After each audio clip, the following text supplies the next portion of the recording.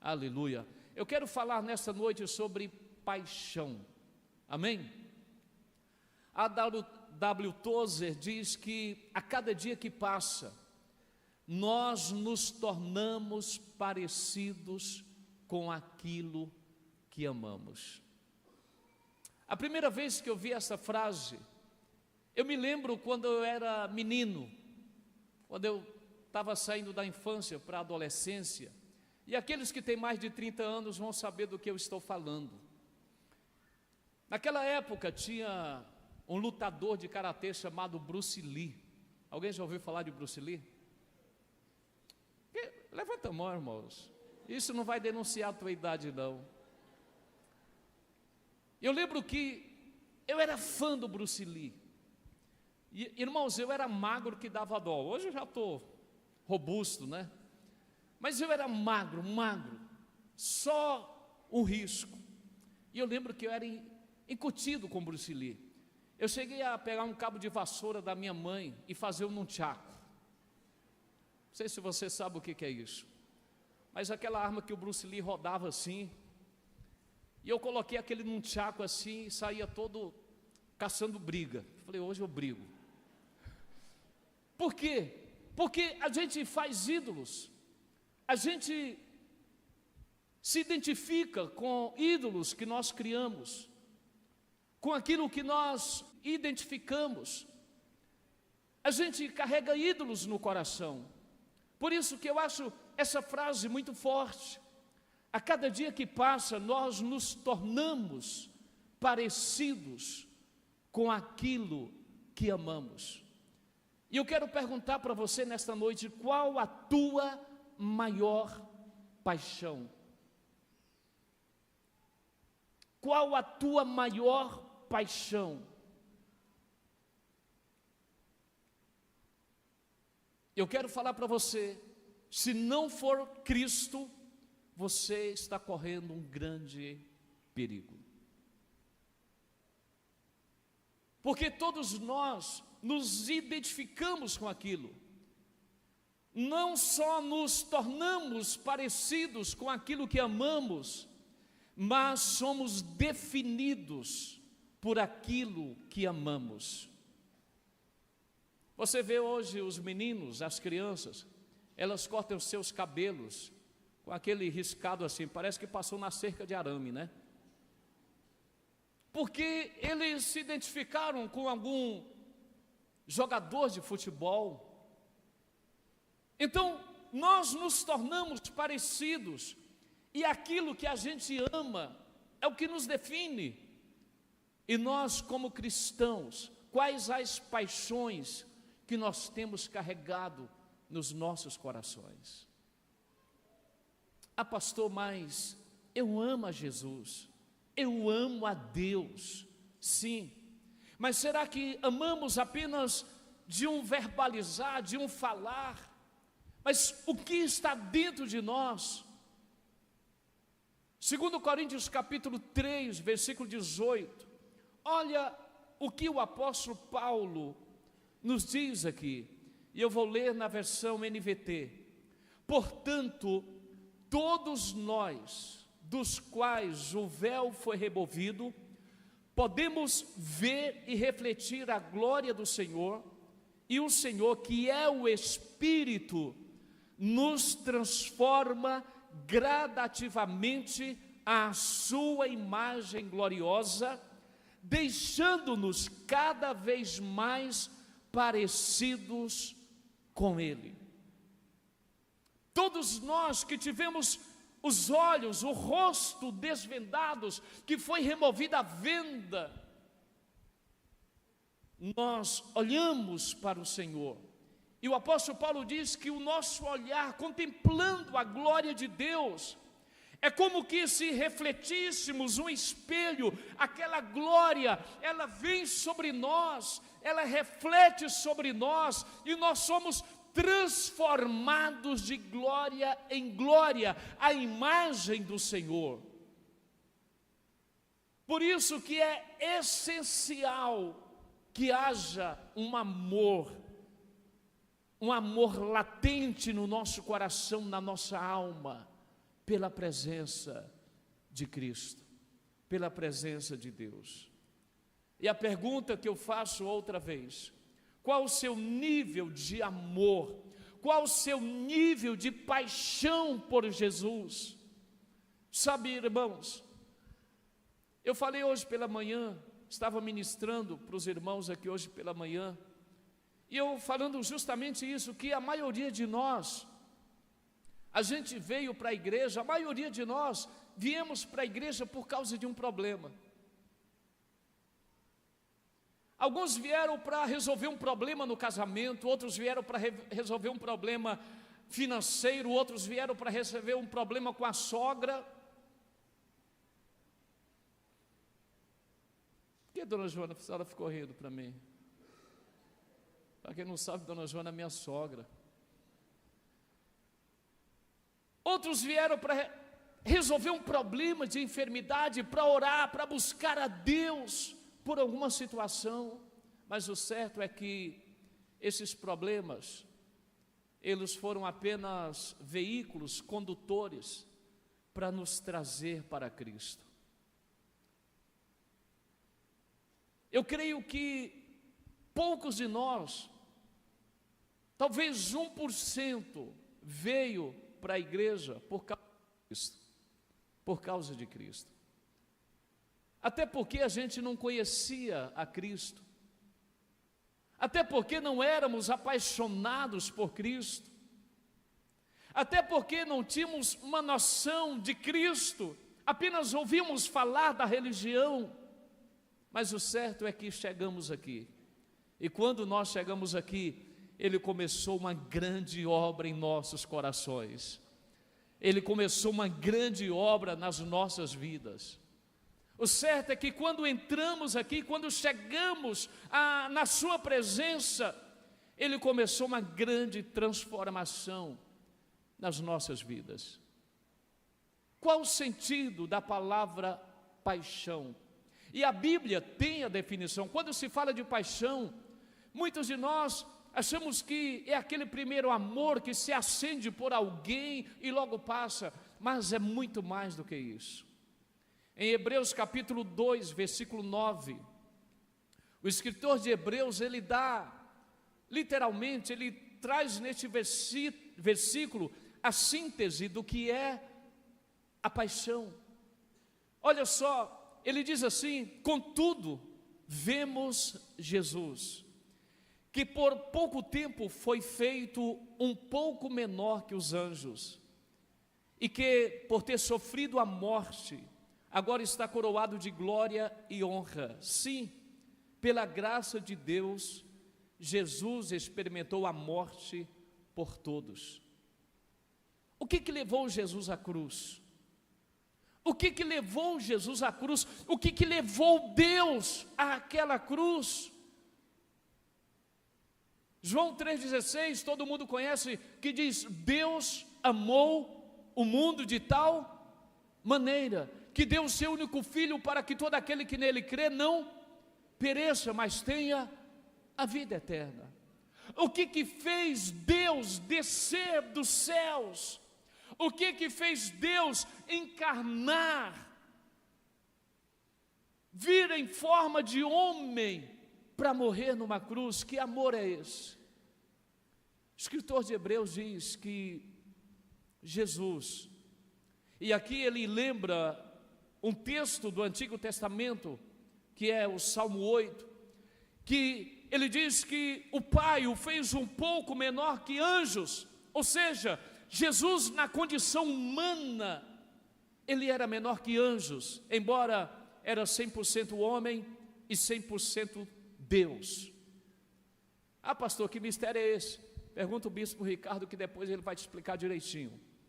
Jesus era 100% homem e 100% Deus, mas o escritor de Hebreus, olhando para Cristo na condição humana, ele diz: Deus fez ele um pouco menor que anjos, para que sofresse a morte, para que experimentasse a morte, para que morresse a nossa morte.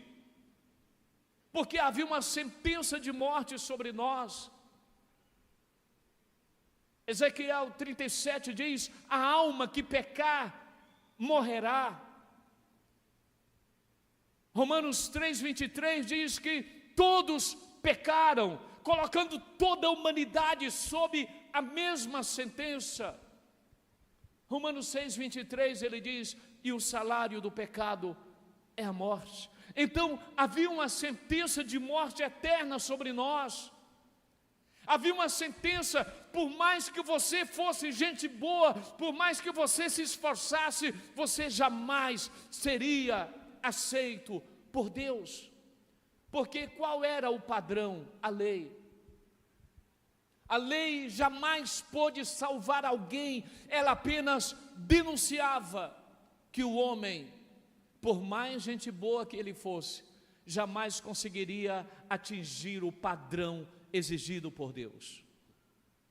Todos pecaram e foram destituídos da glória de Deus. Todos, colocando eu e você na mesma condição, colocando toda a humanidade na mesma condição. Todos pecaram. Pastor, mas fulano é gente boa. Ah, ele é quase crente, pastor.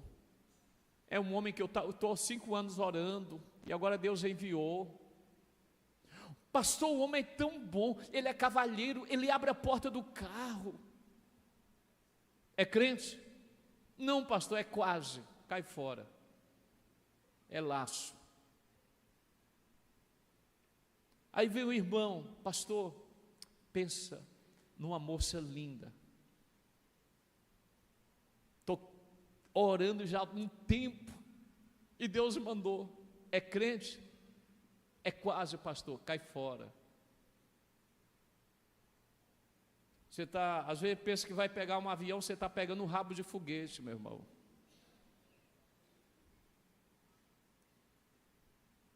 Todos pecaram e carecem da glória de Deus. Havia uma sentença de morte sobre nós. Aí vem a lei para mostrar: por mais que você seja gente boa, por mais que você se esforce, você jamais atingirá o padrão exigido por Deus.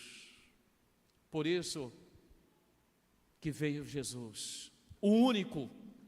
Ele diz: eu não vim revogar a lei, eu não vim anular a lei, eu vim cumprir a lei. Veio para o que era seu e os seus não o receberam, mas a todos quantos o receberam, deu-lhes o poder de serem feitos filhos de Deus, a saber, aos que creem no seu nome. Qual então a condição? Cristo Jesus. Cristo. O escritor de Hebreus diz: vemos Jesus, que por um pouco de tempo foi feito, por um tempo foi feito um pouco menor que anjos, e que por ter sofrido a morte, Jesus nos amou tanto, Deus nos amou tanto, que Cristo veio para morrer a nossa morte. Sabe por que às vezes a gente não ama Jesus? Porque a gente não tem ideia do que a gente foi salvo. Porque no dia que você descobrir do que você foi salvo, você vai se apaixonar por Cristo. Porque um Deus cheio de glória, cheio de honra, cheio de majestade, deixar tudo na glória, descer. O Salmo 22 diz, falando sobre Jesus, o chama de verme, porque Ele tomou os meus pecados, os seus pecados, nos amou tanto, que padeceu, sofreu a nossa morte, não para termos uma religião, mas que tivéssemos um relacionamento restaurado com Deus. Este Jesus, que foi feito homem, que sofreu, está coroado de glória, sim, pela graça de Deus, Ele está coroado de glória. Será que isso não nos leva a refletir? Charles Spurgeon diz que Para Isaac, um cordeiro foi suficiente, mas para mim e para você, Deus ofereceu Deus. Qual o teu preço, qual o teu valor? Agostinho diz que o nosso valor é de um Deus crucificado. Você sabe o que é isso, querido? Será que você tem ideia do que é isso? Paulo diz: eu sou o principal dos pecadores, eu sou indigno. Paulo chega a um momento que ele diz: eu sou miserável, porque o Evangelho é resgatando miseráveis para serem príncipes no reino de Deus, para se tornarem homens e mulheres curados, transformados, restaurados, renovados pelo Evangelho. Aqui está a síntese do que é a paixão, do que é o amor ágape, o amor sacrificial. E às vezes a gente achando que vem na igreja um domingo por semana, a gente se acha a última Coca-Cola do deserto. Não, querido, igreja não é um lugar para se frequentar, igreja é uma família para se pertencer. Igreja não é um cinema, não é uma praça que você vai frequentar, você vai visitar. Igreja é pertencimento, é família. Pedro diz: sois família de Deus. Olhe para o seu irmão e diga: nós somos uma família, irmãos, somos a família de Deus. Irmãos, quais as características de um apaixonado? Um apaixonado, ele contagia o ambiente, sim ou não? Você já viu alguém apaixonado? Ele publica nas redes sociais, ele estampa, ele publica as suas paixões.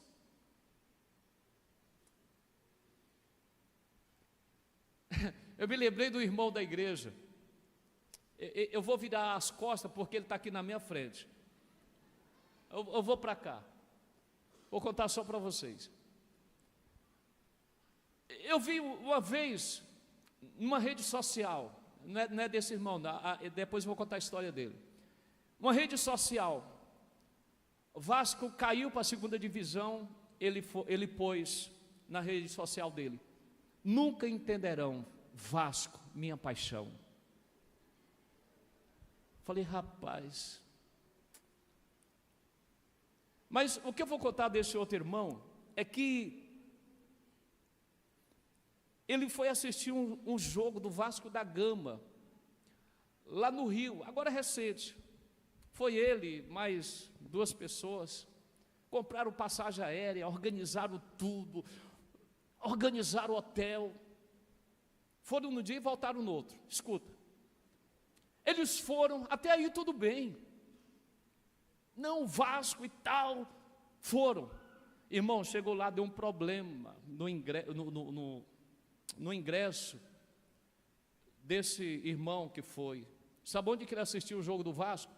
Num boteco que tinha do lado de fora do estádio. Você está rindo porque não foi com você. Lá em São Januário. E ele me contando no meio da favela. Eu falei: Bispo Carlinhos, perdão, não era para ter falado o nome dele. Oh, meu Deus.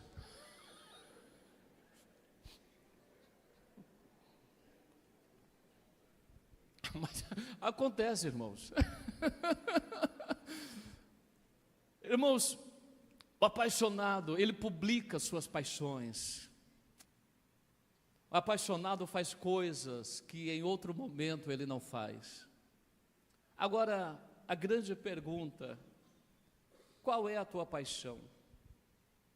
Paixão é uma palavra que muitas vezes nós como igreja perdemos. Nossos filhos chegam encantados em casa, porque ouviram falar do Papai Noel na escola, e eles chegam empolgados.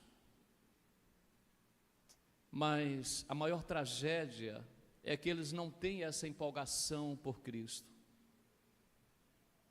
Eles chegam empolgados em casa por uma partida de futebol que teve na escola, até aí tudo bem, mas e a paixão por Jesus? Será que não estamos ensinando nossos filhos a se apaixonarem por Cristo?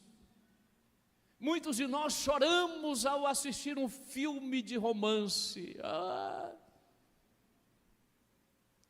mas quando chega na igreja está com o coração duro, não tem mais paixão pela presença do Senhor. O apaixonado, ele fala com o coração, ele fala com os olhos.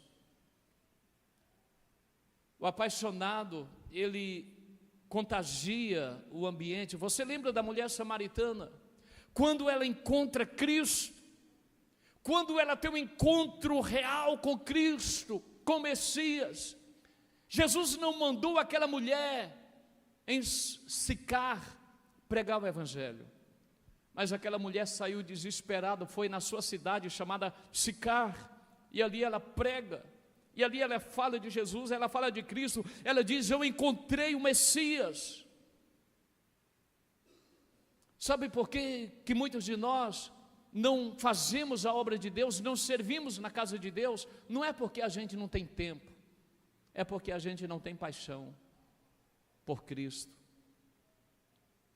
porque a gente sempre prioriza aquilo que a gente é apaixonado.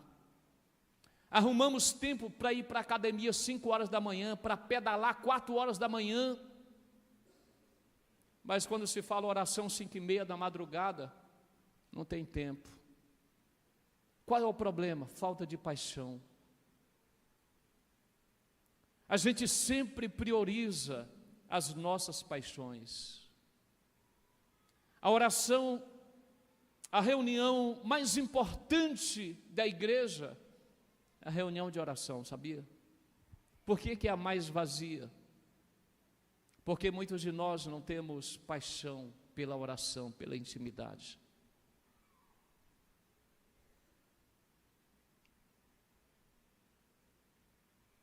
Priorizamos aquilo que amamos. E eu concluo. Coloca nessa outra versão, Lucas, feitosa, Hebreus 2:9. Olha, não nesta versão, mas na outra, na NBV. Olha o que diz essa versão. É o último slide, Lucas. Não, Lucas. Essa aí, esse mesmo, pode deixar. Olha essa tradução. Olha o que o escritor de Hebreus diz. Eu vou ler outra vez nesta tradução. Mas vemos sim Jesus, que por um momento foi feito menor do que os anjos, coroado agora por Deus com glória e honra, porque Ele sofreu a morte por nós. Ora, pela graça de Deus, Jesus provou a morte por todas as pessoas. É importante que a gente conheça o versículo anterior a este. Coloca para nós, Lucas, por favor. Isso. Olha o que diz o versículo 8 do capítulo 2 de Hebreus. E o colocou como responsável absoluto por tudo quanto existe. Falando de Jesus, não fica nada fora do seu domínio. Falando sobre Cristo, não fica nada fora do seu domínio. Ainda não vimos tudo isso acontecer. Esse é o versículo 8. O que o escritor de Hebreus está dizendo é que todas as coisas estão subordinadas a Cristo. Ele diz que o Pai irá colocar todas as coisas subordinadas a Cristo. Tudo está subordinado a Cristo. Mas quando ele diz isso, e o colocou como responsável absoluto sobre tudo quanto existe. Aí ele continua dizendo: não fica nada fora do seu domínio. Mas, continuando, ele diz: ainda não vimos tudo isso acontecer. Ainda está como que encoberto. Agora no versículo 9 ele diz: a gente não viu todas essas coisas subordinadas, mas vemos sim Jesus. Mas vemos sim Jesus. O que eu quero falar para você? O que eu quero mostrar para você? Champlin, que é um teólogo, ele fala sobre esse versículo. Ele diz que nós vemos a graça de Deus em Cristo. Graças a Deus, porque Cristo é a resposta final. Essa é a nossa esperança em cada desespero. Essa é a resposta suficiente de Deus para cada falha humana. Olha para Jesus, apega-te a Ele, nunca o perca de vista, Ele é a tua esperança. É como que se um homem se lamenta sobre seus filhos que estão perdidos, seus filhos que estão nas drogas, seus filhos que perderam na estrada. Esta é uma das piores cargas que um pai pode levar, mas ele diz: olhe para Cristo. Talvez uma dor que foi acometida, talvez um problema que você não consegue resolver, uma enfermidade incurável em alguém da família. O escritor de Hebreus diz: olhe para Cristo, olhe para Jesus. Um casamento que às vezes está à beira da falência, à beira do divórcio, mas o escritor de Hebreus diz: ainda que você não veja todas essas coisas sujeitas em Cristo, mas olhe para Cristo, olhe para Ele, nunca o perca de vista. Olhe além dos pecados, veja Jesus, Salvador de todos. Não olhe para a sua fraqueza, não olhe para o desespero que muitas vezes acomete a sua alma, o seu coração. Olhe para Jesus, nunca o perca de vista. Olhe para Ele. Talvez alguém se queixa até da própria igreja, de uma forma incapaz e desajeitada, diante da mais sagrada e urgente tarefa do mundo, que é pregar o Evangelho. Olhe além da igreja, olhe para Cristo, olhe para a beleza de Cristo. Talvez é o seu casamento, que você parece que não tem mais esperança, mas olhe para Jesus. Em Jesus você encontra a resposta para todas as coisas. Olhe para Cristo, olhe para Cristo.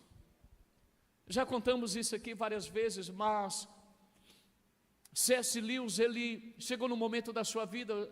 C.S. Lewis casou já há 50, casou com o amor da sua vida, e 4 anos de casamento a sua esposa faleceu de câncer. Só que aos 10 anos de idade, C.S. Lewis havia perdido o seu pai. Anos depois perdeu a sua mãe. Anos depois seu irmão, todos de câncer. C.S. Lewis então se casa com 50 anos, e 4 anos depois ele perde a paixão da sua vida, a sua esposa, de câncer. C.S. Lewis entrou em parafuso. C.S. Lewis se revoltou e foi buscar a Deus. E chegou num momento que ele foi tomado pela glória do Senhor. E ele escreve, se eu não me engano, em Anatomia de um Luto, ele diz: que resposta eu preciso ter? Tu és a resposta, porque na tua presença se cala todas as perguntas. Tu és a resposta, porque quando eu encontro Cristo, quando eu sou tomado pela sua presença, quando eu sou tomado pela plenitude da beleza de Cristo, tudo fica mais leve, tudo passa a ter sentido, tudo passa a ter relevância. Mesmo a dor que você vive hoje, em Cristo, você consegue superar, e lá na frente você vai entender. Rick Warren diz que as mais profundas mensagens de vida e o ministério mais excelente foram forjados nas dores mais profundas. Aquilo que é dor na tua vida hoje, Deus vai usar para que você sare pessoas pelo poder do Espírito Santo. Para que aquilo que está acometendo a tua vida hoje, o Senhor vai reverberar na vida de outros, trazendo cura e restauração. Mas a mensagem que eu gostaria de deixar para você, concluindo: olhe para Jesus, olhe para Cristo, olhe para além da dor, para além do problema, para além das montanhas. De onde me virá o socorro? Eleva os olhos para os montes. De onde me virá o socorro? O meu socorro vem do Senhor, que fez os céus e a terra. Olhe para Jesus, olhe para Ele, deixe a presença dEle te tocar, deixe a presença dEle te visitar. Fique de pé no nome de Jesus.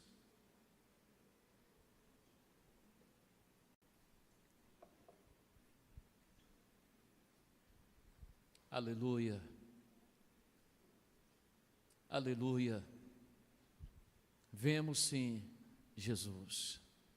Olhe para quem está do seu lado, diga para ele, diga: vemos sim Jesus. Eu orei para que Deus nos desse um tema para 2025, e veio isso muito forte no meu coração: os nossos olhos estão em Ti, Senhor. O escritor de Hebreus diz: olhando firmemente para o autor e consumador da fé, Jesus, o qual em troca da alegria que lhe estava proposta, suportou a vergonha da cruz.